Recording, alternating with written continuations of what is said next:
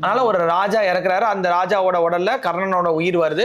அதுதான் மாலி அமாவாசை முதல் நாள்ல இருந்து அந்த அமாவாசை 15 நாள், அந்த அமாவாசை வரைக்கும் 15 நாள், அந்த புரட்டாசி மாசம் வரக்கூடிய அமாவாசை வரைக்கும் 15 நாள்.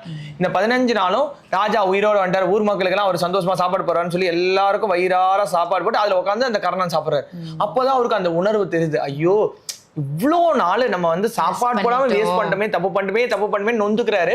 15 நாளுக்கு அப்புறம் யமதர்மராஜன் வாக்கு மீறல வந்து அவரோட பிராணனை கரெக்டா அந்த மாலி அமாவாசை அப்போ மேல தூக்கிட்டு வராரு. தூக்கிட்டு வரும்போது யமதர்மராஜன் கேட்கிறாரு, என்ன காரணம், சந்தோஷமா இல்ல மேலும் நீ வாழணும்னு ஆசைப்படுறேன். எனக்கு அதெல்லாம் ஒண்ணு வேணாம் தர்மராஜா, எனக்கு இன்னும் ஒரே ஒரு ஆசை இருக்கு, என்ன காரணம் அப்படின்னு கேட்கிறாரு.